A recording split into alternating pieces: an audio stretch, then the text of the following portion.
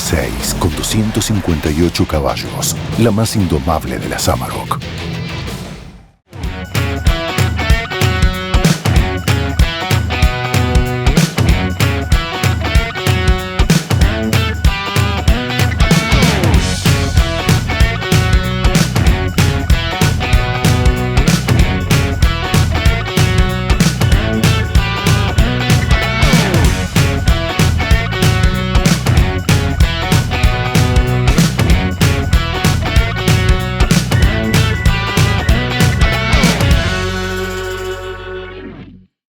AgroTV, toda la tecnología agropecuaria en acción, mostrando las experiencias más exitosas y rentables de los productores de punta, promoviendo el aumento de la producción en forma sustentable, respaldando el cuidado del medio ambiente y los recursos naturales.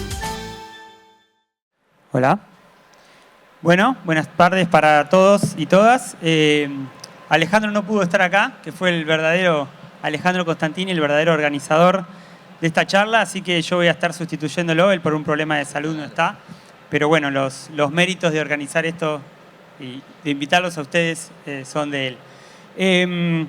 Vamos a tener hoy a Andrés Cuinque, que está acá, de Uruguay. Él es ingeniero agrónomo, trabaja en INIA, en La Estanzuela, y es hizo su PhD en Nebraska, y es una figurita conocida, digamos, de los suelos de Uruguay, muy conocedor y hace mucho tiempo que trabaja en los suelos y nos va a compartir la visión que tiene en Uruguay del carbono en este cono sur. Después tenemos a Marta Alfaro, allá en la punta, chilena, trabajó mucho tiempo para INIA Chile, también es ingeniera agrónoma y ahora hace poquito a AgriSearch en Nueva Zelanda.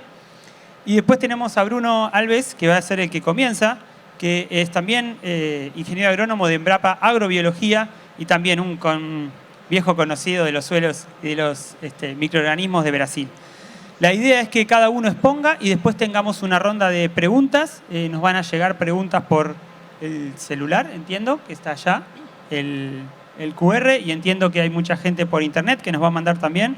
Yo las voy a recibir, las voy a tratar de armar y vamos a tener un ratito para charlar en formato mesa redonda de las cosas que vayan llegando.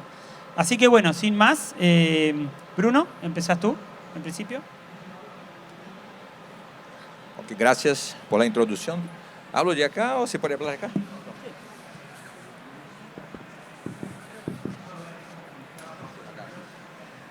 Mira, deja el micrófono acá y hablo de acá, ¿no? ¿Sí?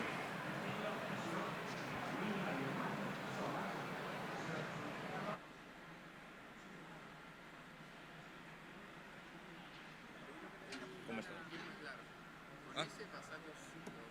¿Ah? Con ese acá. Sí, pero acá no muestra, pero creo que la batería sí fue. Ahí. Se va. Está, se ve. Gracias. Buenas tardes a todos. Gracias por la introducción. Antes de comenzar, me gustaría mucho agradecer al personal de APRESID por la invitación para participar del evento y también por todo el apoyo para mi venida de Brasil hasta Argentina. Muchas gracias. Bueno, acerca del tema de carbono como una visión de Brasil, es el objetivo de esta presentación. La idea es mostrar dos puntos muy importantes para Brasil cuando se habla de carbono. El primero, que es la fertilidad de los suelos, y en segundo lugar, la situación actual de la emergencia climática que estamos entrando, ¿no? Así creo yo, es una opinión mía, pero estamos en un momento muy delicado y todo el esfuerzo de mitigación de gases de efecto invernadero es muy importante y los suelos pueden contribuir ahí como un sumidero de carbono. Entonces, comenzando, miren que la situación de Brasil es muy diferente. Estamos aquí comparando visiones ou com visiones de Brasil, de Chile, de Uruguay, e aí ao largo do evento tivemos aí visiones de Argentina também acerca do carbono. Pero mira que Brasil está em uma situação especial, ¿no? Gran parte do território está em la região tropical. E essa região tropical muy cálida y húmeda llevó con el tiempo a suelos muy intemperizados, muy pobres, muy profundos, ácidos, o sea, con bajo contenido de materia orgánica, lo que lo hacen de muy baja fertilidad. Acá en tonos de verde se ve los que le llamamos ahí de latosolos, y ahí hay variaciones, ¿no? Los latosolos, que son los oxisolos, por la taxonomía americana, y en naranja los ultisolos, y ahí llamamos de argisolos, ¿no? Son un poquito diferentes. Pero en general, todos tienen el mismo problema de fertilidad, ¿no? Y como vamos a ver, el carbono, la materia orgánica del suelo es clave para mejorarmos esa situación. Acá es un ejemplo, ¿no? una foto de un latosolo, de un oxisolo de Brasil, rojo, rico en hierro, muchos de ellos con saturación alta de aluminio, ¿no? Y como se ve la capa oscura en general asociada con la materia orgánica, casi no se ve acá, ¿no? Y los argisolos o los ultisolos también se ve muy poco. Miren en comparación a los molisolos, que son comunes acá en Argentina, en los países de clima más frío, ¿no? Que tienen una capa mucho más mayor de carbono. Y acá es el punto más importante quizá de que estamos hablando, ¿no? Que es una tabla de Gerson Esposito, es un químico muy importante y que muestra a nosotros como un promedio global cómo está la capacidad de intercambio de cationes de esos suelos, ¿no? La capacidad de intercambio catiónico es muy importante porque nos da una idea de la capacidad de los suelos de retener nutrientes, de retener agua. O sea, y cuando comparamos, por ejemplo, los oxisolos y ultisolos que tienen una capacidad de intercambio catiónico muy similar, que comparamos con los molisolos, son como que 4 o 5 veces menores en términos de capacidad. O sea, es una diferencia muy grande y la preocupación con eso debe ser el principal punto en Brasil en términos de la producción sostenible en esos suelos. Y acá es para completar la información, son datos de los latosolos y argisolos de Brasil, que muestran claramente la importancia de la materia orgánica del carbono del suelo para la fertilidad de esos suelos. Acá mira que mientras se incrementa el contenido de carbono de esos suelos, la capacidad de intercambio también aumenta casi que linealmente. O sea, con base en ese estudio, hay otros estudios que muestran la misma cosa, pero ese acá fue muy enfático, ¿no? Que en promedio el carbono orgánico contribuye con 40 veces más la capacidad de intercambio catiónico de las arcillas de esos suelos, que son arcillas 1 para 1, hay muchos coloides como óxidos de hierro y aluminio, que son de muy baja capacidad de intercambio, ¿no? O sea, en gran parte la materia orgánica es fundamental para la fertilidad de esos suelos. ¿Y qué ha pasado con Brasil? Ahí tenemos un retrato de lo que pasó con el tiempo, con la historia de Brasil.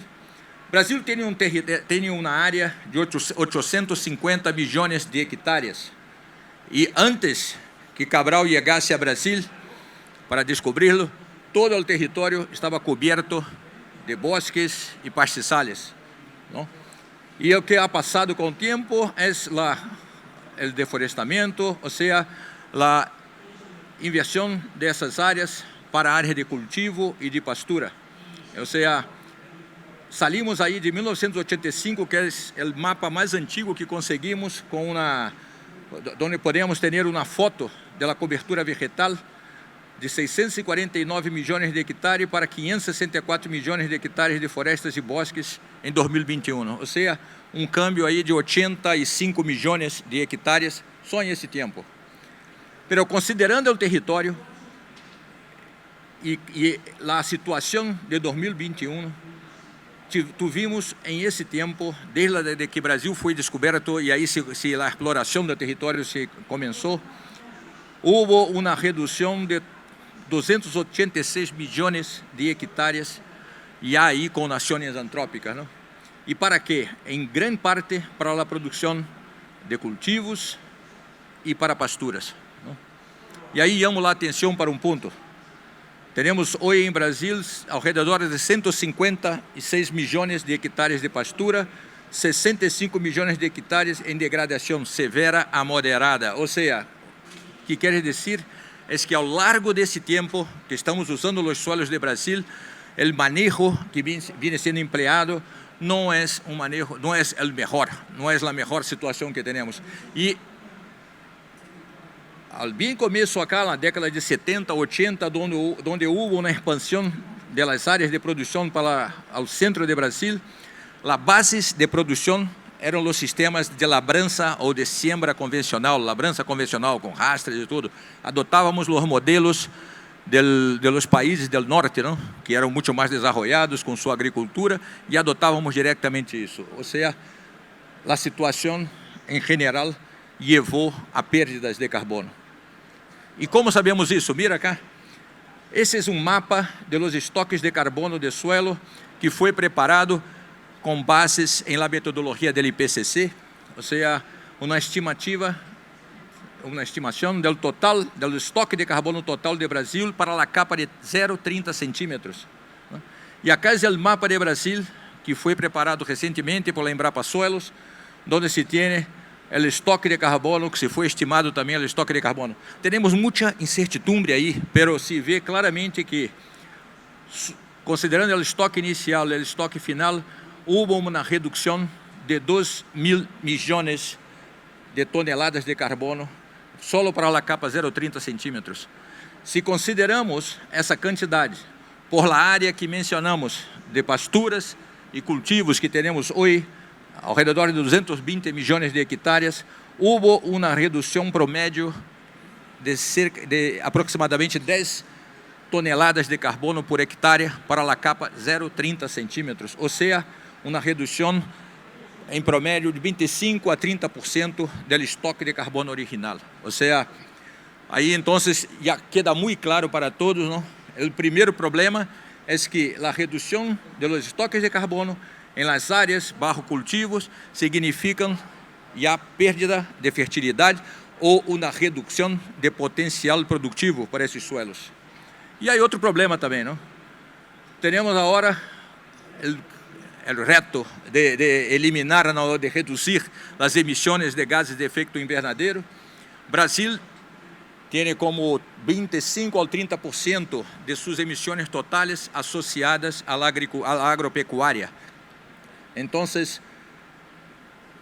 aí estamos bajo pressão internacional, necessitamos fazer os cambios para ter uma agropecuária mais produtiva e menos impactante. E aí há uma oportunidade. Mira que os sistemas produtivos emitem gases de efeito invernadero naturalmente. Necessitamos, a produção é quase que natural, não? Porque aplicamos os insumos, temos rumiantes em las áreas, ou seja, emissões entéricas de metano, óxido nitroso, os combustíveis fósseis que são necessários para as operações agrícolas, ou seja, temos emissões. E a situação de Brasil, quando comparamos aqueles dois mapas, indicam que há um potencial muito alto de que, dependendo de como estamos manejando os sistemas, consigamos aí volver com parte desse carbono que se perdeu no passado para o suelo. Ou seja, com base a isso, há políticas públicas em Brasil que estão algumas já estão aí em definitivo, já ocorrendo desde o ano 2010 e outras estão em planeamento. Mas depois vamos falar disso. Mas para entendermos um pouco da questão do carbono, vemos acá essa figura que nos dá uma ideia muito boa do que passa com os estoques de carbono no suelo. Em geral, quando temos um sistema em equilíbrio, como um bosque ou um pastizal, esses sistemas estão em equilíbrio. A entrada, a quantidade de carbono fijada por la fotossíntese e que entra para a matéria orgânica do suelo é similar à quantidade da mineralização da matéria orgânica do suelo e que é emitida para a atmosfera. Pero, se temos uma perturbação, um deforestamento, um cambio de uso da terra, uma situação que passa é um desequilíbrio entre entradas y salidas de carbono, o sea, en general hay una reducción o una caída de los estoques de carbono con el tiempo. Pero luego eso alcanza el equilibrio de ese sistema, ¿no? Y entonces tenemos situaciones en general donde el estoque de carbono del suelo está abajo del estoque de carbono que se observaba bajo la vegetación original. Eso remete a los dos mapas que mostramos ainda há pouco, ¿no? Pero haciendo un manejo de esos suelos, hay la posibilidad de volver con carbono al suelo. Este es el punto que estamos trabajando acá. Y ahí hay la letra A, B y C, que muestran ahí que, dependiendo de los sistemas que se adoptan, la entrada de carbono o la ganancia de carbono en esos suelos puede ser diferenciada y puede ser incrementada, ¿no? Y nuevamente se va a alcanzar un equilibrio. Entonces, el primer punto que pensamos acerca de los cultivos, ¿cuál es la base de información que tenemos en Brasil de los experimentos donde se hicieron comparaciones de estoques de carbono de suelos, de sistemas de cultivo contra la vegetación nativa? Podemos considerar el suelo como una caja, ¿no? Acá consideramos en general que esa caja, bajo la vegetación nativa, los bosques, los pastizales, representa el 100% de esa región, que se puede acumular, almacenar de carbono. Cuando cambiamos el uso para sistemas de cultivo, hay una caída de estoques de carbono y, en general, los estoques de carbono bajo labranza convencional o siembra convencional son mucho más bajos que bajo siembra directa. Pero ni siempre es así. Mira que aquí hay un señal aquí de duda, ¿no? Hay trabajos que muestran que hay incremento y no estamos ciertos si es incremento o si es una caída menos intensa que los sistemas convencionales, ¿no? Pero eso pasa. Lo que es claro, tenemos acá dos estudios. Esse acá es muy interesante, que es bajo labranza convencional, dependiendo de la textura de los suelos, la reducción de carbono ahí con tiempo. Aquí es una misma área que fue visitada por 5 años. Se vio una caída de estoques de carbono que cambió dependiendo de la textura del suelo. Para los arcillosos, se baja ahí como 30%, y los más arenosos se baja mucho más, creo que más que 50%, ¿no? Entonces, lo que se propone es que la siembra directa o la labranza cero sea adoptada en el país en general.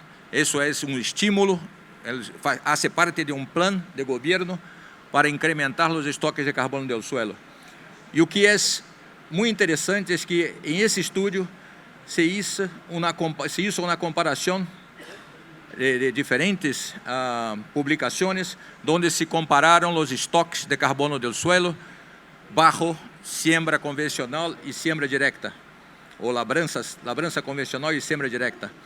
Y ahí fue comentado hoy, muy bien comentado por mi colega acá, Miguel Taboada, que dependiendo de los sistemas de producción, el uso de siembra directa, no resulta en mejoras del sistema de los estoques de carbono del suelo.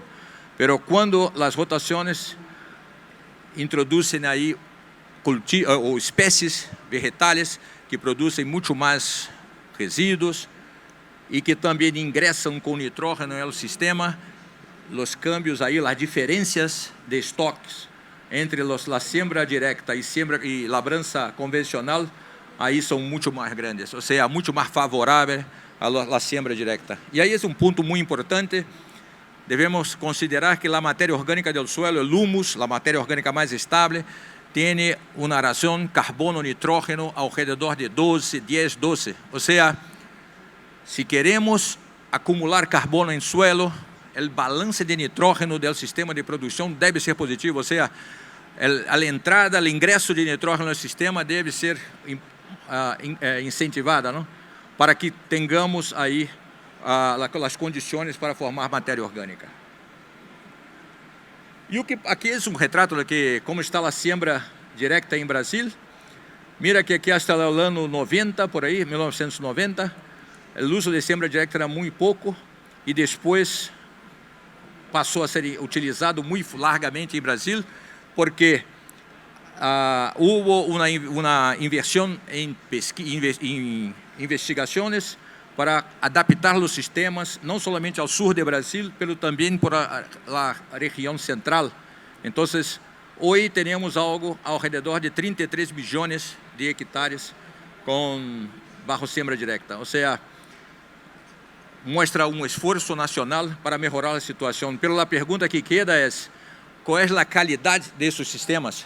Estamos usando as rotações diversificadas para que tenhamos uma cobertura de suelo mantenida por todo o tempo.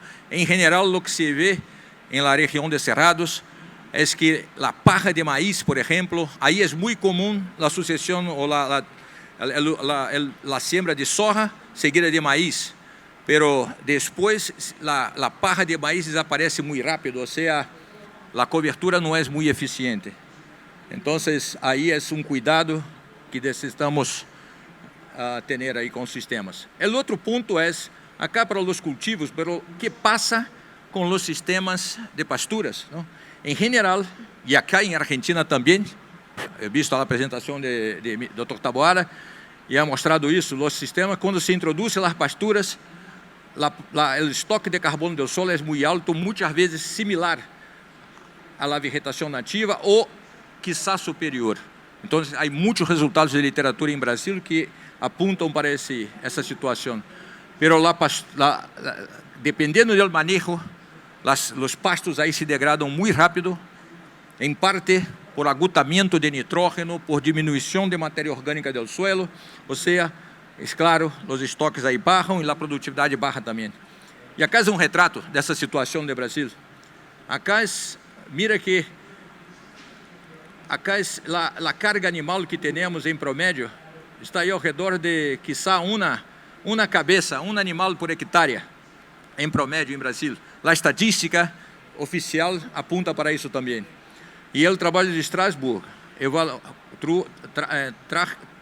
trajo uma avaliação que, com o uso de nitrógeno e outros nutrientes, a situação do uso do suelo poderia ser cambiada, a pastura quedaria muito mais produtiva e com a mesma área teríamos quizá o doble de produção de carne e certamente com uma pastura muito mais produtiva os estoques de carbono subiriam também. Então aí temos um ponto importante, vimos labrança zero e as pasturas, e se o manejo é feito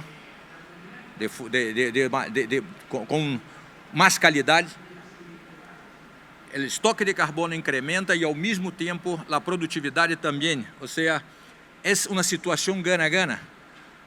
Ou seja, para os produtores é uma ventaja melhorar seus sistemas produtivos para que tenham mais fertilidade em seus suelos e produzam muito mais. Ou seja, é uma orientação, e aí é a situação atual, os produtores têm vontade de fazer o sistema.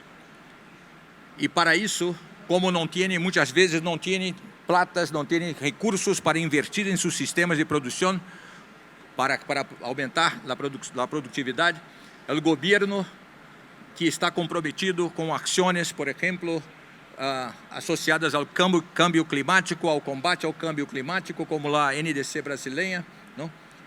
Vem estabelecendo políticas públicas para melhorar essa situação e fornecer aos produtores recursos para que adotem os sistemas mais produtivos, não? Esse é o típico que havia mencionado, o plano ABC, é um plano de adaptação e baixa emissão de carbono na agricultura. Por esse plano, se oferece aos produtores préstimos com taxas baixas, com carência, com períodos de carência largos, ou seja, que facilitam ao produtor esse préstimo para melhorar seus sistemas de produção. E tem metas, não? De ampliar até 2030 em 15 milhões de hectares com recuperação de pasturas degradadas, 5 milhões de hectares em sistemas integrados, e vamos falar em seguir sobre isso, não?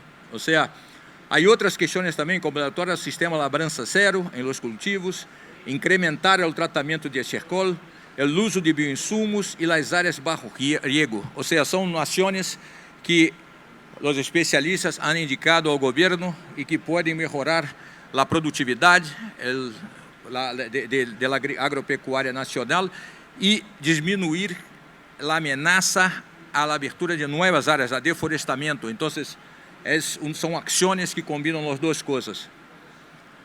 Acá, uma estimativa de 2013 ao 2018, foram investidos 12,5 mil milhões de reais em uma área total de 6,6 milhões de hectares, em 24,5 mil contratos. Ou seja, é um plano que está cada vez mais forte. O governo atual está transferindo mais recursos para esse plano, ou seja, a ideia é intensificar a produção agropecuária. E aí a questão das pasturas, não? O potencial que têm de introduzir carbono no solo por suas raízes. E isso já foi demonstrado, acá é proposital, o trabalho de Díaz Zorita, 1997, já mostrava isso. Que é um período de cultivos anuais, se vê o carbono do suelo bajando, mas quando se entra com a pastura, os estoques aumentam. Lo mesmo passa em Brasil. Acá em rojo são cultivos, se vê que vai bajando o estoque de carbono do suelo, mas quando se alterna o cultivo com pasturas, há um incremento, ou quizá se integra a pastura ao sistema, se pode por lo menos estabilizar os estoques de carbono do suelo. E esse é o sistema que está mais adoptado hoje, incluindo para recuperar as pasturas. Qual é o problema de recuperação de pasturas em Brasil? É que se inverte muito recurso aí e não se recupera o investimento em curto prazo. Ou seja, pero quando se integra os cultivos, se hace a fertilização ao cultivo, se hace a cosecha, o pago de essa inversão e depois a pastura sigue adiante produtiva com o residual de nutrientes que queda no suelo.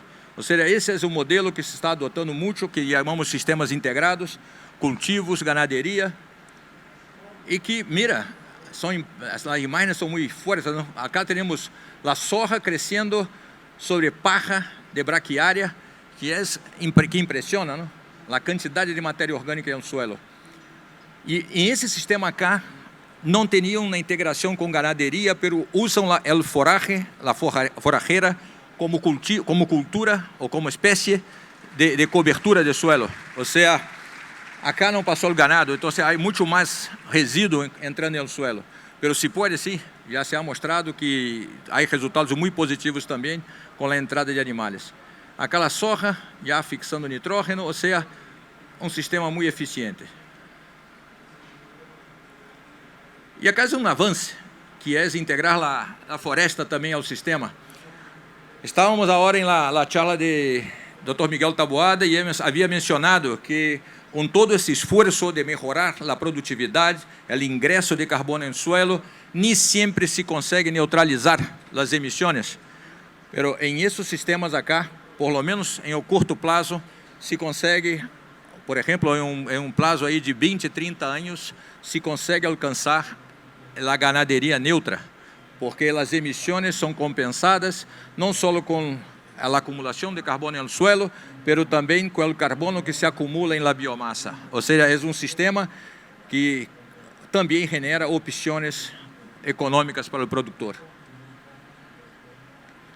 E aí, já cerrando a apresentação, temos aí políticas recentes também, não só o Plano ABC, mas outras políticas para estimular a remoção de carbono dos suelos. Essa está em discussão todavia, mas já está bem armada, que é o Programa Nacional de Cadenas Agropecuárias Descarbonizantes, que é muito importante. O objetivo acá é uma certificação de sistemas de produção. Ou seja, não tem a ideia de verificação, de seguir a campo, abrir calicatas e evaluar o estoque de carbono e coisas assim, mas se o produtor está adotando prácticas que são reconhecidamente prácticas que melhoram a eficiência e diminuem o potencial de emissões de gases de efeito invernadeiro e que também contribuem para a acumulação de carbono no suelo. Esses então são certificados e aí já se cria mercados específicos para os produtores que detêm o selo.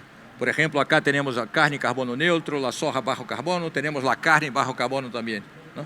E outro programa importante nesse processo é o mercado brasileiro de redução de emissões, que já está também sendo armado, está em discussão, e aí é com a ideia de regular o mercado, ou seja, acá há uma expectativa muito grande de recursos para os produtores, porque acá vão se estabelecer metas de emissões, ou seja, aqueles que alcançam, que estão abaixo da meta, estão fazendo a mitigação, vão poder negociar seus créditos de carbono com aqueles que estão emitindo arriba da meta, ou seja, a regulação vai sair por aí, e também uma regulação do mercado voluntário que já está bem forte em Brasil. Por exemplo, há muitas empresas já com iniciativas se acercando aos produtores para evaluar seus sistemas de produção, mensurar seus estoques de carbono, pero todavia a comercialização de créditos não está ainda ativa, pero já está bem avançada.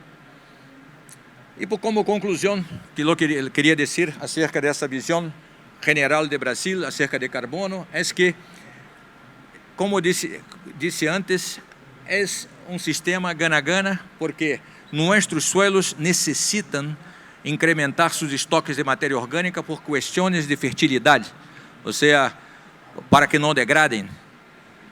E ao mesmo tempo temos uma situação agora que está como induzida por la questão de los cambios climáticos, que é o ingresso de recursos para hacer com que os produtores adoptem práticas para melhorar seu patrimônio, melhorar seus suelos. Ou seja, ao final, temos aí uma situação muito favorável aos produtores. E aí quem se beneficia, não só os produtores, mas também a humanidade, não? Que aí estamos ajudando também, apoiando o combate às mudanças climáticas. Ou seja, graças pela oportunidade e atenção. E aí quedamos à disposição para perguntas.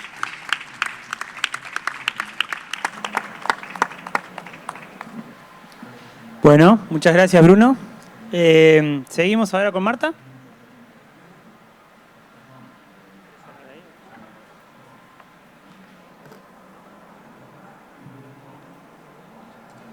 Muy buenas tardes, ¿me escuchan bien?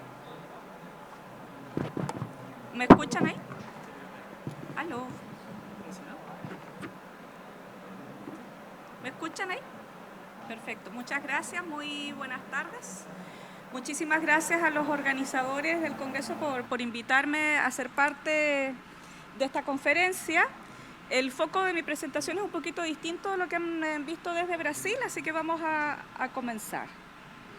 Primero quisiera establecer un marco para la conversación del secuestro de carbono y de la emisión de gases, en el sentido de que hay mucha expectativa, como planteaba Miguel en su presentación hace un rato, respecto de que la agricultura y o la ganadería pueden ser actividades carbono neutrales. Pero ¿qué significa eso? Significa que cuando tenemos un sistema productivo, ¿verdad? La única manera de que el sistema productivo sea carbono neutral, o sea, que tenga emisiones equivalentes cero, es por un lado que reduzca sus emisiones de gases, las principales, ¿verdad? En el caso de ganadería, fermentación entérica, el manejo del estiércol, el uso del fertilizante nitrogenado en los sistemas de producción de cultivos, el uso de energía y otros insumos, lo que se conoce como nivel 3, ¿verdad?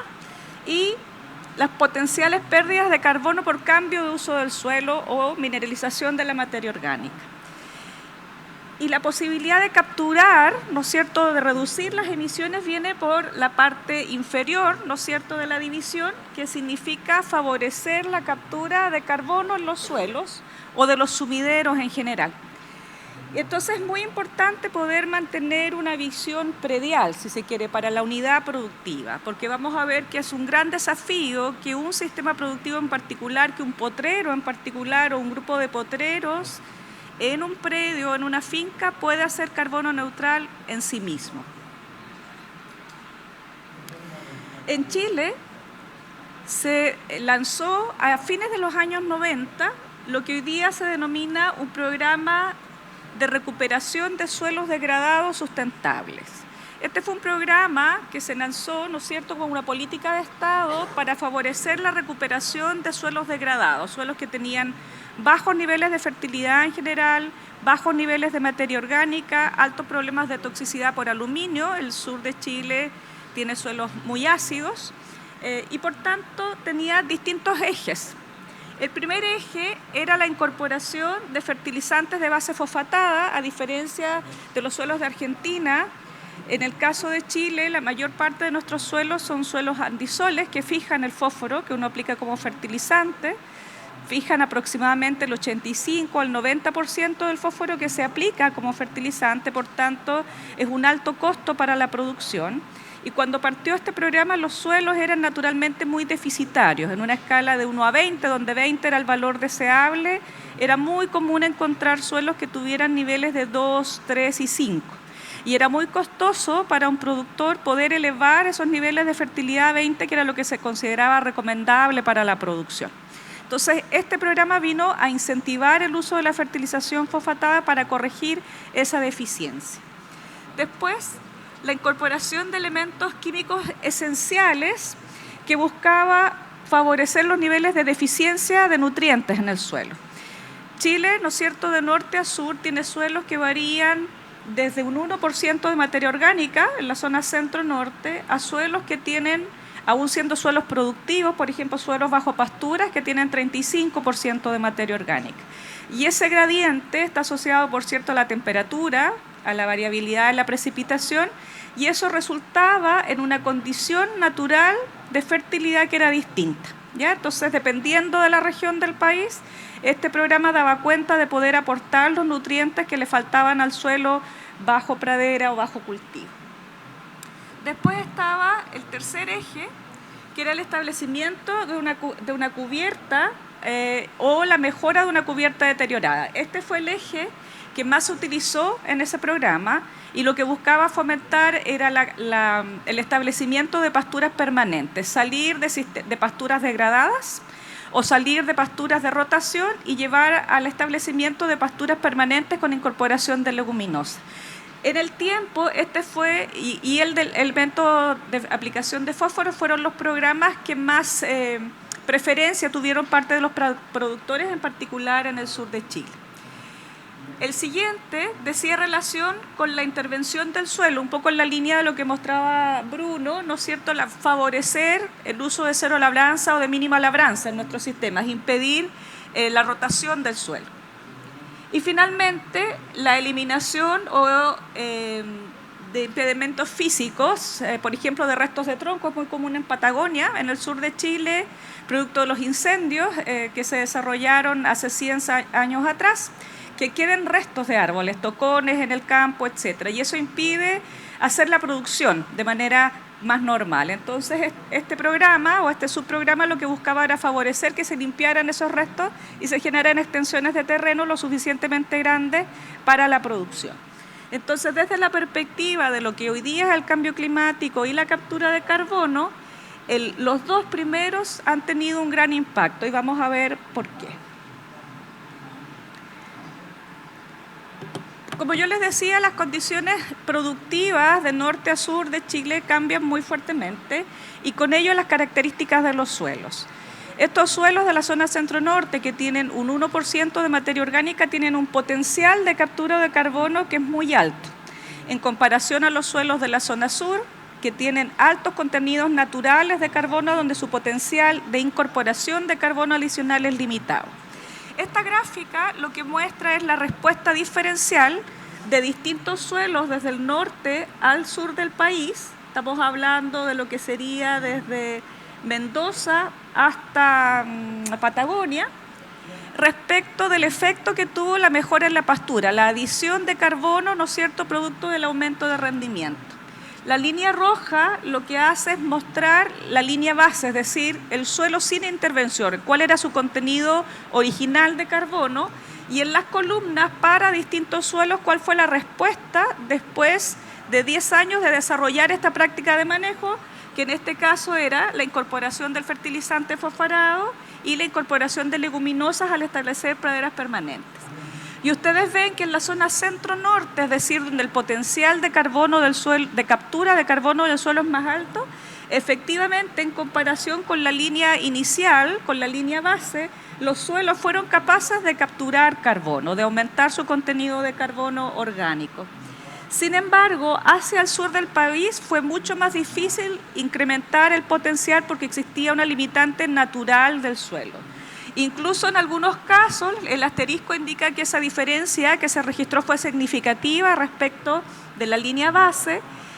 Hacia el sur del país, ustedes se fijan incluso que bajó la productividad. Y esto tiene distintas connotaciones. Por un lado, en el caso en que en un periodo de 10 años el agricultor cambió su manejo, ¿ya? Decidió cambiar la pastura, por ejemplo, y por tanto romper el suelo e iniciar un cultivo porque el suelo tenía un mejor nivel de fertilidad que su condición original.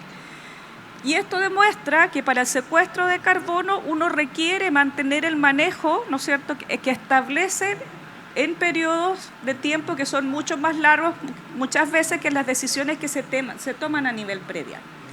Y el otro punto importante acá es que siempre es muy importante el potencial.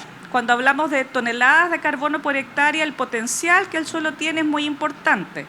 En suelos con alto contenido de materia orgánica trabajamos en función de la extensión, es decir, de la superficie que tenemos disponible, no del potencial de captura por unidad de superficie, que es como habitualmente se reflejan estos valores. Este es un ejemplo traído desde Inglaterra. Esto es un experimento de largo plazo desarrollado en Rockhampton, un experimento que tiene más de 150 años. Y esta es la proporción de acumulación de carbono en el suelo. Y como ustedes ven, ¿no es cierto?, es una exponencial que después alcanza un máximo. Pero alcanzar este máximo no es una cosa de 5 y 10 años. Por supuesto que depende del suelo. En este caso estamos hablando de sobre 50 años. Entonces, cuando hablamos de manejo de largo plazo para favorecer la captura de carbono, estamos hablando de periodos de tiempo que son mucho más largos que los que estamos tradicionalmente acostumbrados a hablar muchas veces en agricultura. Y esto es muy importante a nivel predial. Después, otro punto que quería mostrarles es la necesidad, ¿no es cierto?, de poder considerar la visión predial. Estos son datos del sur de Chile, son sistemas dedicados a la ganadería, basados en pasturas permanentes, y en general nuestros sistemas productivos tienen árboles así distribuidos en el patrero, o incluso retazos de bosque nativo o bosque plantado, bosque artificial, por ejemplo, en base a pino o en base a eucalipto. Entonces, si miramos, este es un sistema de producción de leche. Si miramos solamente el sistema productivo lechero como lo conocemos, vemos que el 50% de las emisiones que genera ese sistema productivo, esto es en general de gases de efecto invernadero, considerando metano, considerando CO2 por uso de enmiendas calcáreas, considerando emisiones por uso de nitrógeno, el 50% de las emisiones proviene de la fermentación entérica del ganado, es decir, hay poco que podemos optimizar, por cierto, pero hay una línea base, ¿verdad?, que existe, que está ahí. El 34% proviene del depósito en el pastoreo, es decir, de la orina, de las fecas de los animales que se depositan en pastoreo. O sea, solamente ahí tenemos el 80% de las emisiones. Muy difícil de mitigar, ¿verdad? Y las otras emisiones, uso de los residuos orgánicos, por ejemplo, uso de energía, lo que sería un nivel 3, como denominaba Miguel, o el uso de fertilizantes nitrogenados en sistemas ganaderos en el sur de Chile tiene un impacto limitado. Sin embargo, cuando vemos el sistema productivo en su totalidad, no solamente la producción de leche, sino que el predio, estos son distintos ejemplos. Aquí están los sistemas de producción de leche que les mostraba en la gráfica anterior, yo les mostré este en la gráfica anterior. Aquí tenemos sistemas de producción de carne, sistemas de producción de cereales, incluso sistemas de producción de avellano europeo, es decir, distintos sistemas de producción. Sobre el cero son emisiones, es decir, generación de gases de efecto invernadero positivas. Bajo el cero son remociones o capturas de carbono. La línea clarita, la parte clara, verde clara de la gráfica muestra captura en el suelo, la conversación que traíamos, ¿verdad?, de la posibilidad de capturar carbono. La verde oscuro corresponde a la contribución de los árboles. Yo les decía que en nuestro sistema productivo existen árboles de manera natural o plantaciones de árboles con fines productivos también. Y vemos que la contribución a la captura en general siempre es mayor en los árboles. Es decir, es muy importante no solamente pensar en el sistema productivo, sino que pensar en nuestra unidad productiva como tal, considerando los distintos ámbitos que se desarrollan. Este predio en particular, el Leche 3, que ustedes ven es muy negativo, o sea, este predio es definitivamente carbono neutral, es un predio que además de la producción lechera se dedica a la producción de bosque, de madera en base a bosque nativo, ¿ya? Y por tanto su tasa de captura anual es muy significativa. Aquí tenemos los predios productores de cereales, ¿no es cierto?, que en términos, si los comparamos con sistemas ganaderos, tienen emisiones que son muy pequeñas, pero a su vez tienen menor posibilidad de captura, si es que no tienen otros rubros, ¿verdad?, con los que integrarse. Mientras que los sistemas de producción de frutales en sí mismos, si no abusamos del uso de fertilizantes, son sistemas carbono neutrales, al menos los del sur de Chile. Entonces, para la captura de carbono, lo que quiero comentar con esto es que el manejo debe ser explícito. La captura de carbono ocurre de manera natural en los suelos porque somos afortunados y tenemos una naturaleza que es generosa. Pero si queremos favorecer la captura de carbono, incrementarla y volverla un asset, un beneficio de nuestros predios, el manejo para ello debe ser explícito y sostenido en el largo plazo. Entonces, para cerrar, primero que no existe una solución única, ni para predios de una misma región, ni para predios del mismo rubro en distintos países. Siempre va a ser diferente y vamos a tener que generar una estrategia que sea caso específica, que sea para nuestro beneficio. Segundo, que no basta con mirar el rubro al que nos dedicamos. Lo ideal es poder tener una visión predial, puesto que se producen, ¿no es cierto?, compensaciones o incrementos de emisiones en los otros rubros que están al interior del predio. Y que es necesario mantener una visión de largo plazo. Cuando decidimos generar manejos para capturar carbono, tenemos que mantenernos ahí por largo tiempo. Hacerlo un par de años no es suficiente. Segundo, y asociado a eso, es que el manejo, por tanto, para la captura de carbono debe ser explícita. Ocurre naturalmente, pero debemos manejar el sistema productivo para que ocurra de manera significativa. Creo que también es importante, aprovechando el foro, poder incentivar la colaboración público-privada en estos temas, ¿ya? Porque a veces desde la perspectiva de investigación se puede diseñar una estrategia pero que no es del todo efectiva a nivel predial y se genera un círculo virtuoso si se colabora. Y finalmente es muy importante tener datos locales, ¿ya? Porque como veíamos las realidades son muy distintas entre nuestros sistemas productivos y entre países y es muy importante poder contribuir con datos a nivel local. Muchas gracias.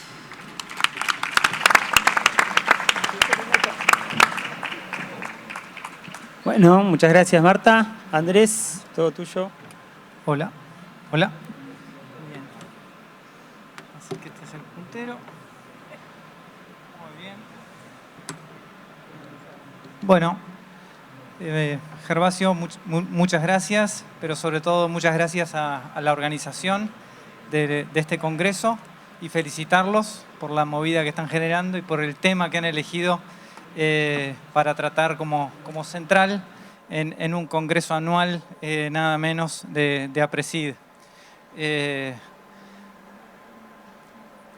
Es un gusto además volver porque recuerdo hace varios años, en los 90, que los congresos empezaron a hacerse en Córdoba. Y uno de ellos, yo participé a Villa Giardino, así que me recuerda otras épocas y la verdad que con mucho gusto. Así que también a Alejandro, como organizador de este panel, muchas gracias por la invitación. Así que bueno, ahora toca entonces hablar un poco del caso Uruguay. Y bueno, vamos a ubicarnos un poquito en el contexto general también. Nosotros obviamente somos el país más chiquito comparado con nuestros dos grandes vecinos, Brasil al norte y Argentina al oeste. Y yo me voy a referir sobre todo a lo que ha ocurrido en el área agrícola del Uruguay. Es decir, no lo que nosotros... Ahora, el puntero es este, ¿cierto?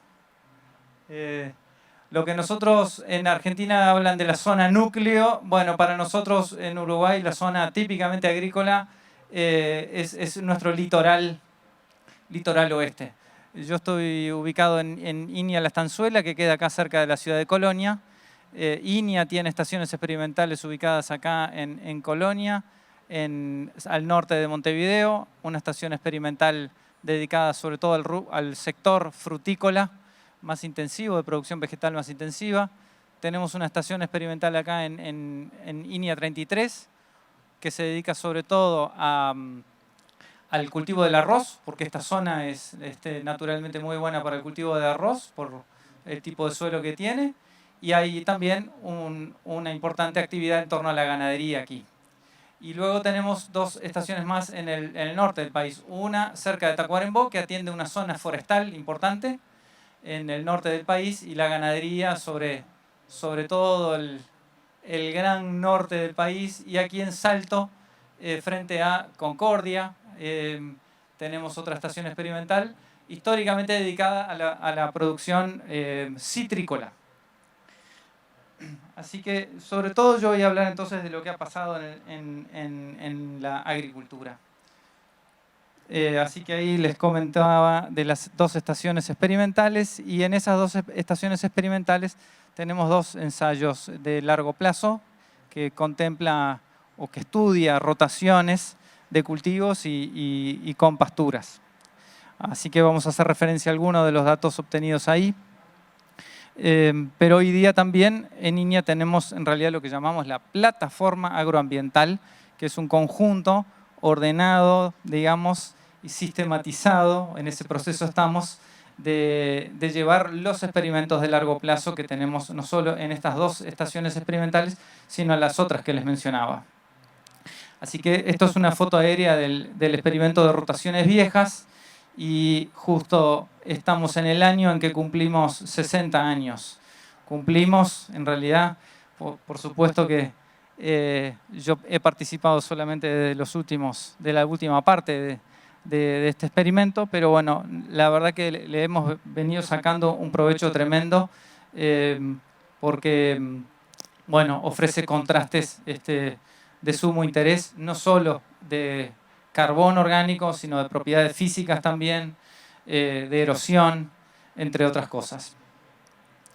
Me lamento que creo que opté por razones de tiempo para la presentación no incluir una gráfica que ya con el tiempo casi me he aburrido de presentarla, pero muestra la evolución en el tiempo del carbón orgánico según los distintos tratamientos, y muestra claramente cómo los tratamientos que han recibido agricultura continua han tenido un descenso bien marcado y constante desde el inicio del experimento, que en realidad ni siquiera había iniciado de una condición virgen, sino que en realidad había iniciado ya habiendo sufrido un proceso de erosión por el uso agrícola de las décadas anteriores al inicio del experimento. Y luego, con las pasturas, con la rotación con pasturas, en realidad vemos que hubo un aumento lento y gradual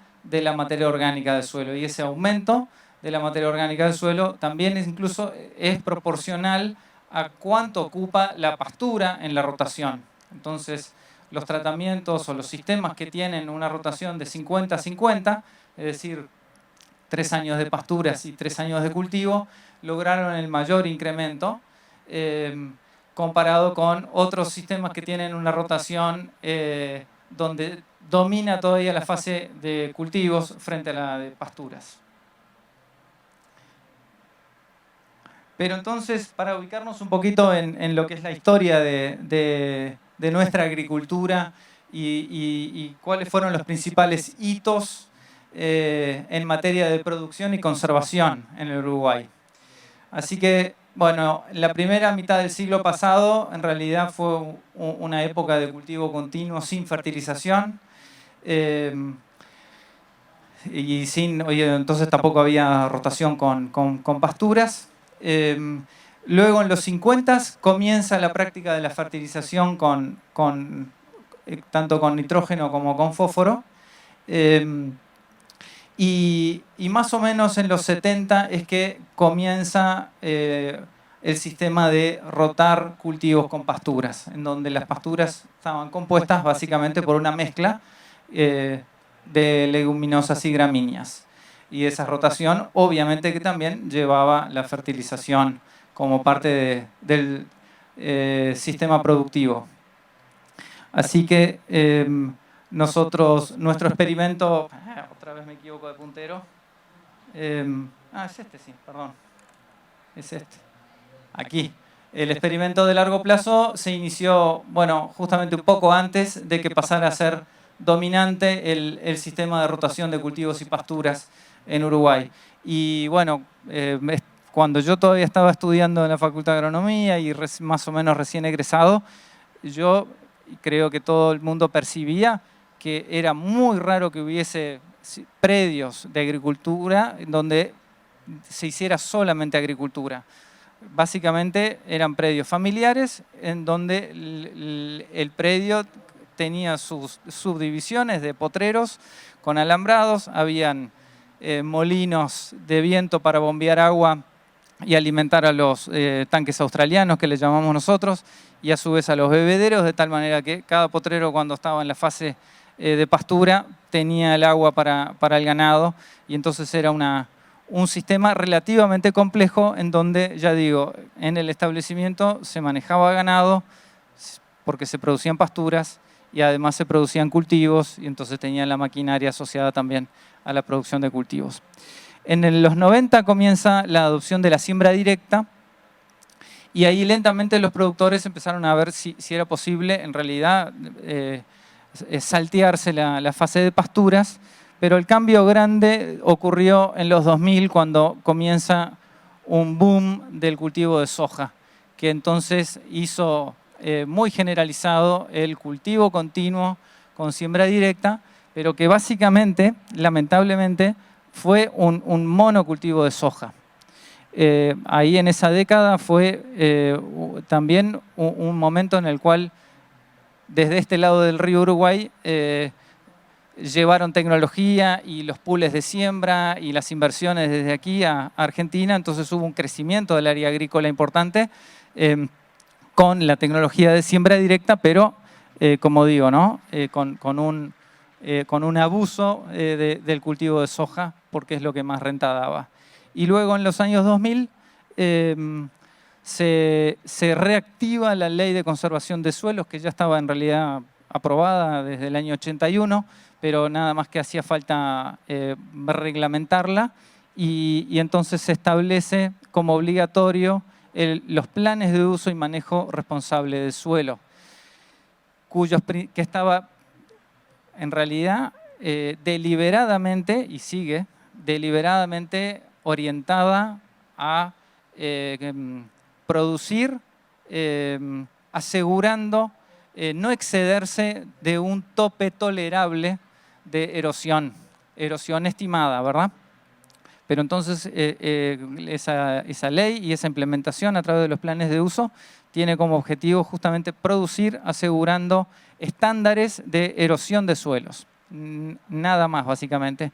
Y los principales pilares, entonces, que los planes de uso y manejo responsable tienen es el uso de la siembra directa, el uso de rotaciones, cultivos de cobertura en la medida que son necesarios. Bueno, estas son fotos más o menos del año 2008, no recuerdo bien, pero ahí nos mostraron en una zona muy linda y muy productiva de nuestro litoral agrícola, de problemas de conservación de suelo que teníamos aún aplicando un paquete, entre comillas, de siembra directa. Así que, ¿cómo se encuentran entonces los suelos hoy a juzgar por su contenido de carbono orgánico? Ahí voy a mencionar un poco resultados que obtuvimos de un relevamiento de calidad de suelos que hicimos en 108 predios comerciales y en donde, bueno, comparamos con suelos de referencia, muy similar, me parece, a abordajes que hemos escuchado ya, en donde, bueno, muestreábamos ahí bajo el alambrado como el mejor lugar para tener una estimación de cuál sería la condición menos disturbada en realidad. Es un poco aventurado, un poco audaz decir que es la situación prístina, pero me parece que uno puede bien decir que es una condición mucho menos disturbada. Y entonces, bueno, nos importa mirar, por ejemplo, cuál es esa pérdida relativa del carbono orgánico, que es parecido a lo que se comentaba hoy más temprano respecto de, bueno, la brecha que se generó en carbono orgánico del suelo. Entonces, esa es la distribución de esa pérdida relativa del carbono orgánico observada en lotes comerciales, en donde podemos ver que, bueno, solamente una fracción menor en realidad no tuvo pérdida, sino que tuvo una pequeña ganancia. Acá son valores negativos porque lo que estamos mirando es la pérdida.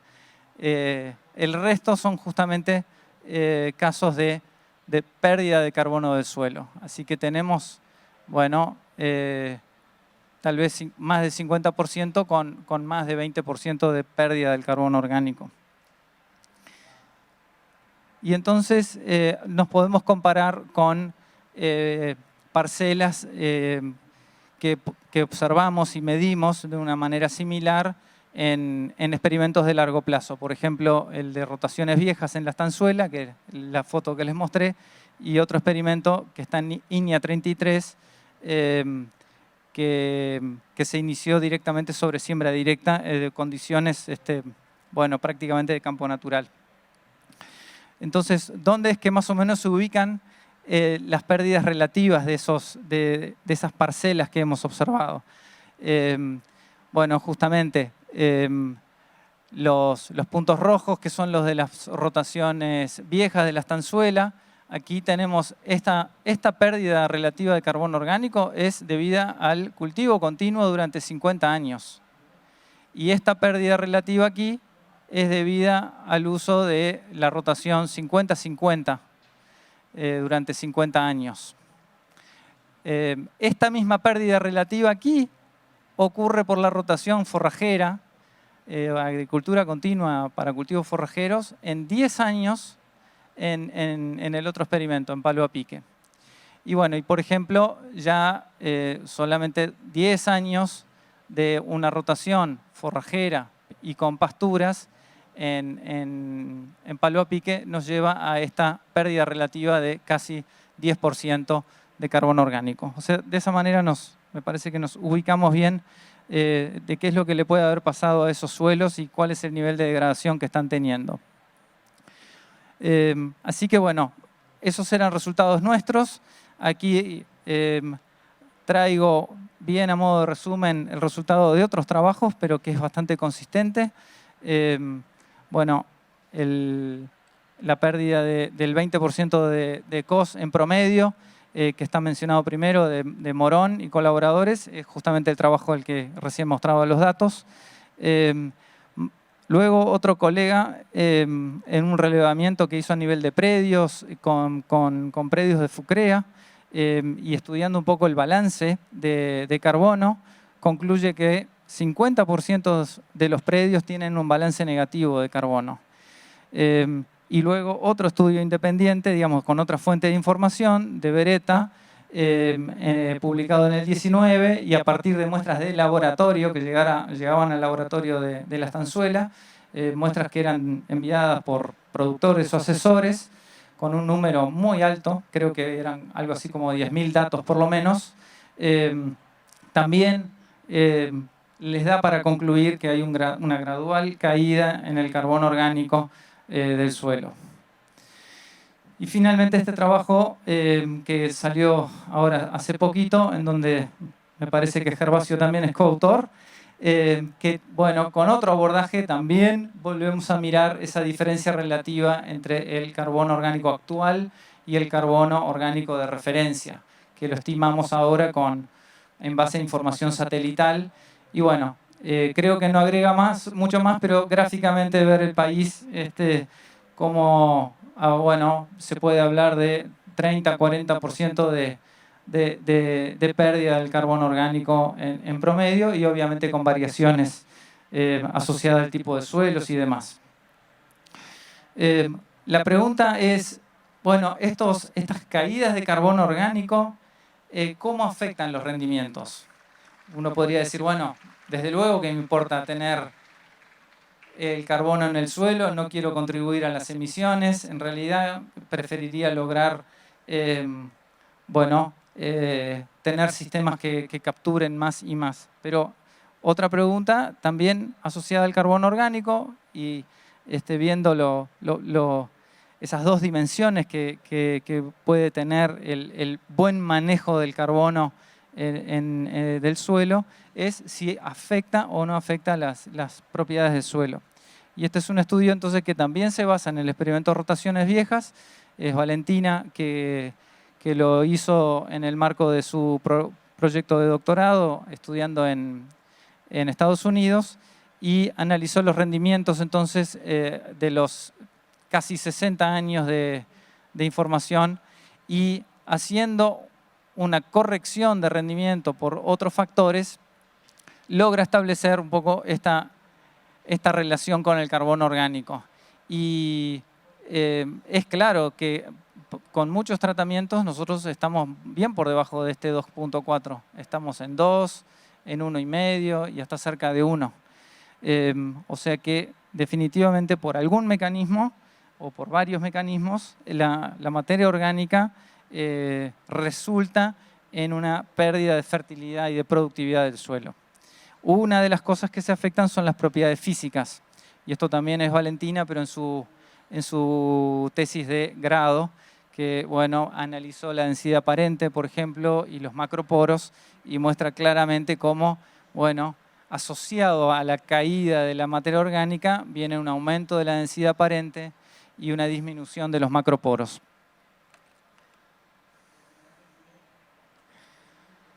Y una cosa similar se obtuvo aquí en Argentina, una cosa similar en cuanto a la relación de la materia orgánica con los rendimientos por Díaz Orita, en un muestreo también, entiendo yo, a nivel de lotes comerciales en la pampa semiárida, en donde también logró esto que en realidad en la bibliografía no es muy común de ver, que la materia orgánica puede ofrecer como un nivel crítico para ser interpretado como un indicador de fertilidad.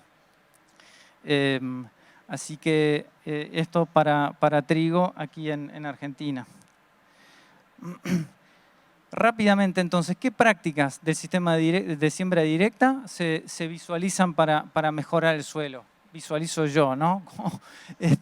Entonces acá no soy nada original, ya hoy de mañana hubo una sesión muy buena con 3 presentaciones que también hablaban de las prácticas de manejo. Entonces, bueno, aquí enfatizar la siembra directa con devolución de rastrojos, hacer siempre que sea posible el doble cultivo y si no es posible el doble cultivo, colocar cultivos de cobertura o de servicios para evitar barbechos largos y aumentar la producción de carbono in situ. La rotación con pastura es como un elemento muy importante también. Y luego lo pongo de esta manera, mejorar la agronomía por todos los medios para lograr altos rendimientos a nivel de los lotes. Luego podemos ser un poquito más creativos y decir, bueno, biomasa o carbono que no se produjo en el lote, podemos traer de otros lados, podemos reciclar, por ejemplo, estiércol o tener otras enmiendas. Por supuesto que son opciones y bueno, hay que tenerlas en cuenta también. Bueno, y después quería hacer mención a algo de la dinámica de carbono en los sistemas de siembra directa y hacer mención a estos procesos que de algún modo me parece que representan un desafío para nosotros y estoy, digamos, veo que operan en nuestras condiciones en Uruguay y que entonces de algún modo tenemos que tenerlos presentes por lo menos. Ocurre que la materia orgánica tiene una alta estratificación vertical en el suelo. Eso significa que se puede ver un rápido incremento del carbono orgánico en una delgada capa superficial del suelo. Por ejemplo, los primeros 5 centímetros o menos. En esa capa uno puede constatar muy altos valores de carbono orgánico. Pero ocurre que por debajo de eso, en realidad, el enriquecimiento no llega a concretarse prácticamente. Y a la misma vez ocurre el proceso de saturación del carbono orgánico, que es un mecanismo que limita la tasa de humificación y hace que en realidad baje la eficiencia con la cual se transforma el carbono de la biomasa en materia orgánica. De esto justamente hablaron hoy más temprano y lo hicieron muy bien. Pero entonces ocurre que el carbono se enriquece, el suelo se enriquece muy rápido en la capa superficial y encima ocurre que por saturación ya empecemos a bajar la eficiencia con la cual transformamos en materia orgánica el carbono producido. Y es difícil entonces que de alguna manera derrame el carbono un poco más abajo en el perfil.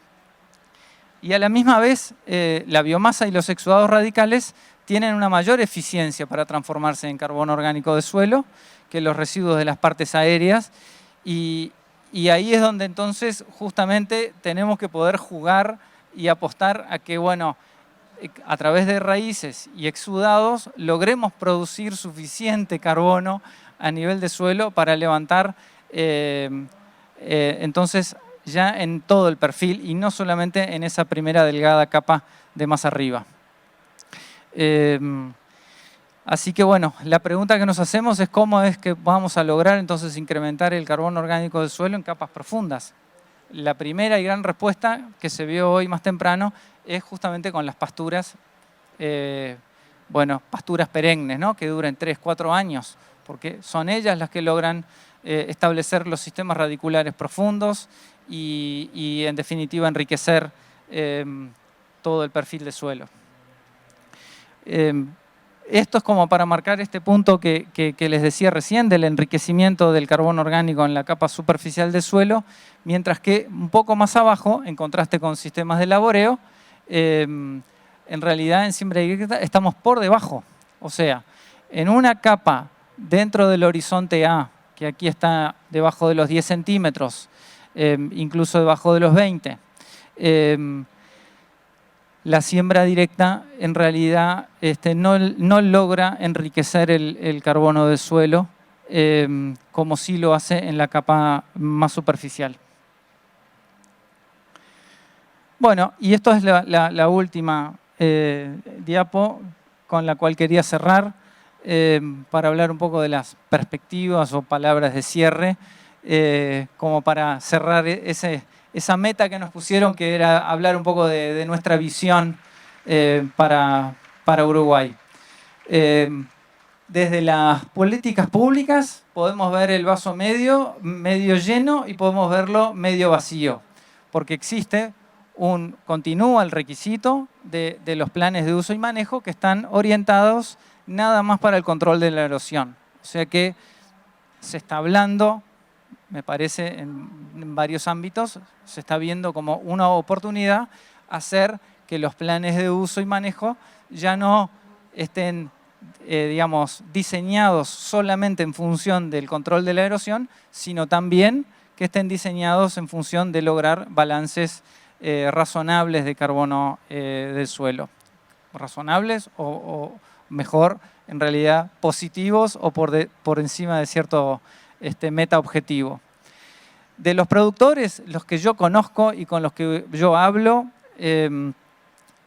puedo decir que hay una preocupación compartida por la conservación de los suelos. Se los ve siempre entendiendo el problema que hay, el desafío que hay. Lo que también es cierto es que muchas veces son dificultades de tenencia de la tierra o de las relaciones de precio que hacen que no siempre se pueda manejar de la manera más óptima. Y desde la investigación, por lo que conozco dentro de INIA, bueno, les mencionaba que tenemos la plataforma agroambiental de experimentos de largo plazo como para darle continuidad a los estudios sobre manejo y conservación de suelos, y manejo de la materia orgánica, comprender los distintos mecanismos que ocurren a nivel de suelo, no solamente con la dinámica del carbono, sino con otros procesos que también importan. Que hay grupos de investigación, tanto de INIA como de la Universidad de la República, sobre todo de la Facultad de Agronomía, pero también de otras facultades, trabajando en estas cuestiones de la dinámica del carbono, y que desde estos grupos existen proyectos con equipos nacionales y muchas veces también con equipos y con fondos internacionales para realizar entonces, la continuación de la generación del conocimiento. Así que con eso termino. Muchas gracias.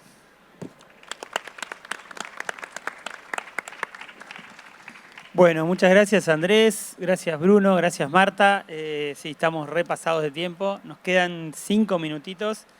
Me habían pedido hacer un resumen, pero voy a evitar el resumen para tratar de contestar un poco las preguntas que nos llegaron y sintetizar. También nos llegaron varias preguntas, creo que una que se repite y que ustedes lo hablaron todos en todas sus presentaciones, es el tema del potencial máximo de secuestro de carbono. O sea, ¿cómo hacemos o qué, digamos, indicador o qué estrategia para los productores saber qué tan lejos están de su potencial?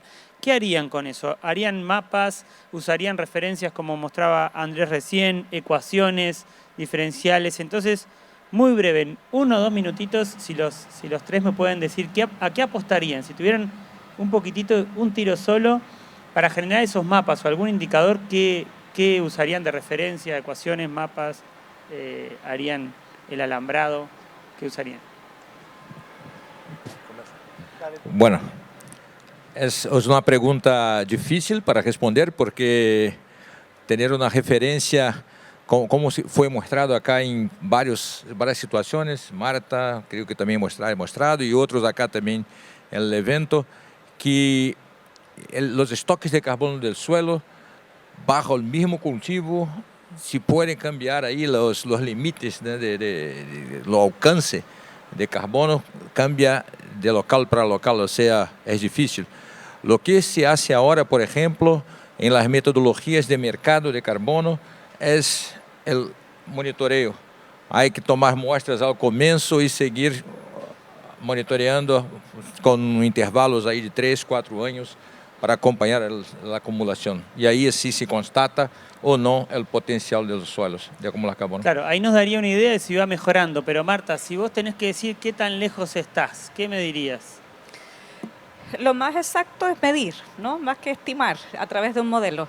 La experiencia nuestra, nosotros nos comparamos con suelos bajo bosque, es decir, o dentro de un predio, siempre hay un sector que está lo menos tocado por distintas razones, y nos comparamos con ese.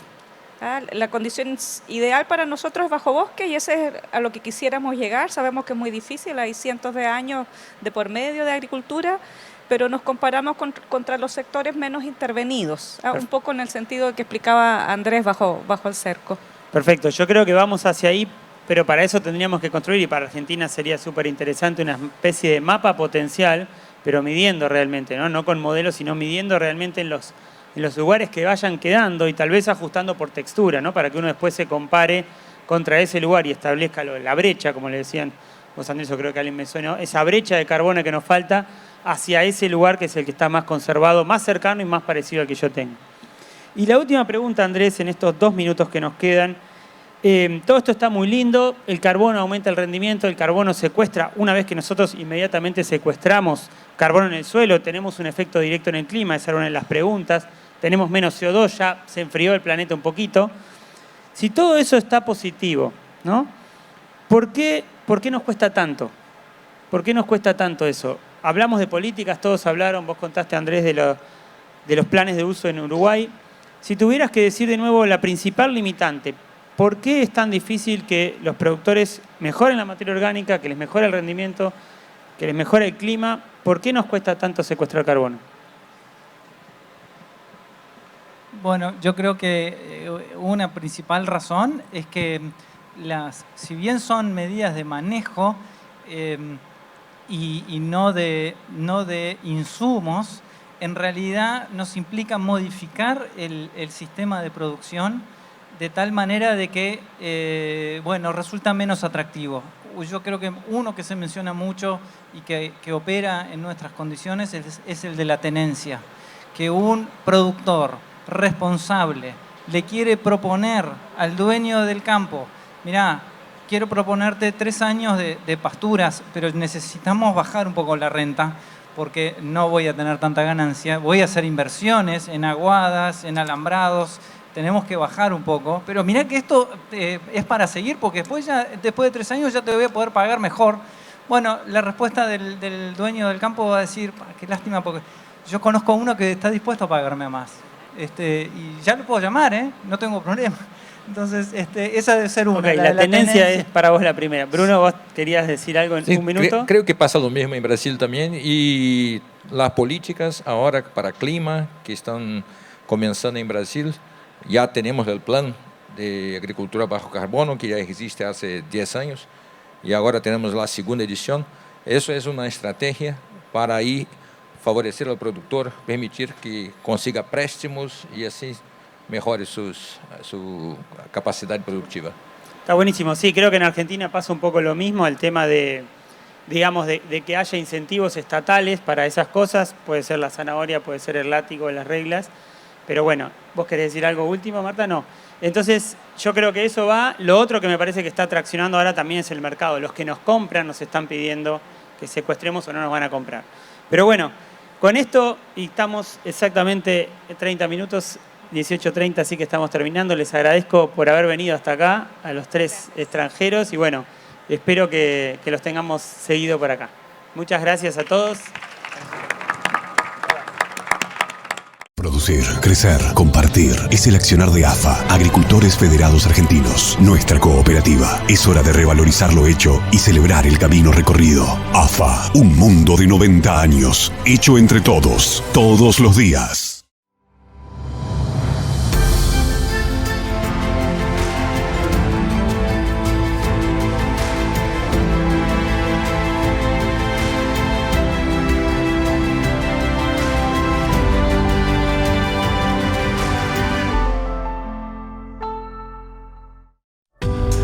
Precision Planting comenzó con una visión de mejorar la agricultura, desarrollando productos innovadores que puedan mejorar el desempeño de tus equipos y al mismo tiempo el rendimiento de tus cultivos.